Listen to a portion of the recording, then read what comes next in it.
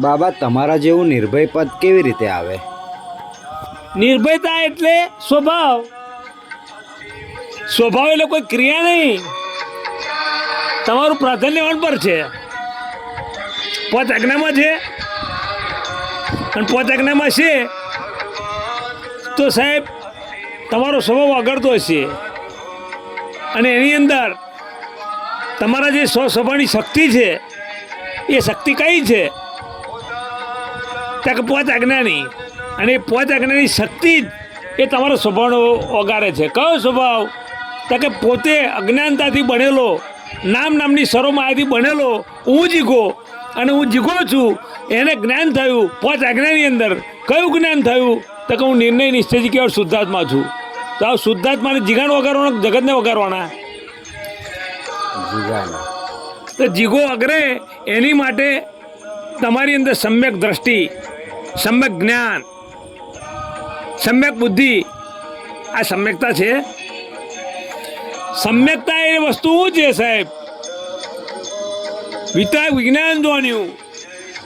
વિતરાગ વિજ્ઞાન એટલે સુધારવા માટે નથી. વિતરાગ વિજ્ઞાન એટલે બગાડવા માટે નથી. વિતરાગ વિજ્ઞાન એટલે સ્વભાવમાં માટેનું છે.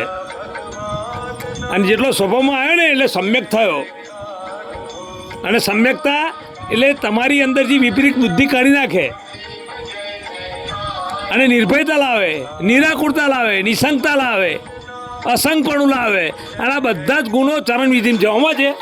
ચરણવિધિમાં આ ચરણવિધિના ગુણો પ્રગટ થાય ને તો હવે અંકિતભાઈ એવું કહું, મારી અંદર કરવાનું શું રહ્યું? કંઈ નહીં બાબા. આ કેવળ જ્ઞાન કહેવાય. કેવળ જ્ઞાન એ ચરમ સીમાની પૂર્ણતાને પામે ને તારે ને અસીમ કહેવાય. અને અસીમને શું કહેવાય?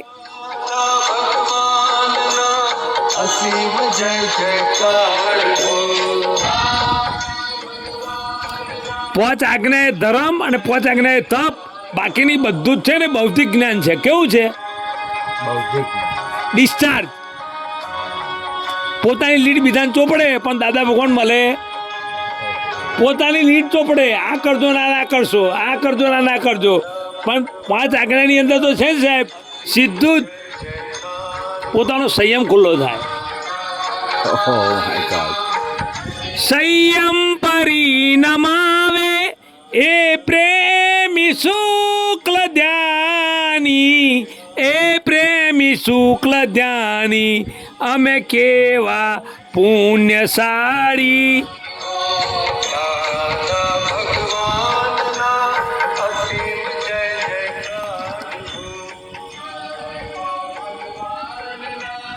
અંકિતભાઈ નિર્ભયતા નિશંકતા છે ને જય સુધીને તમારા મન વચન કાંઈ નહીં છોડો ને તો એવી નિર્ભયતા નિશંકતા નહીં આવે. તમને કેવું લાગે? હા બાબા. નિર્ભયતા નિશંકતા એ પદ છે. એ કયું પદ? સચ્ચિદાનંદ પદ છે. કયું? સચ્ચિદાનંદ. એને અનુભવો તો ખરા સાહેબ. એને વિજ્ઞાનથી જુઓ તો ખરા, વિજ્ઞાનથી વિચારો તો ખરા, વિજ્ઞાનથી ચાલો તો ખરા, વિજ્ઞાનથી કરો તો ખરા. વિજ્ઞાન છે આ બધું. જોવું, જાણવું ને અનુભવવું, કરવું ને અનુમોદવું, એ બધું વિજ્ઞાન છે. શું છે? વિજ્ઞાન છે. બરાબર. પણ એમાં સ્વચ્છંદ ના હોવો જોઈએ, વ્યક્તિવાદ ના હોવો જોઈએ. આ વાત છે. સમજાયું તમારે? હા બાબા.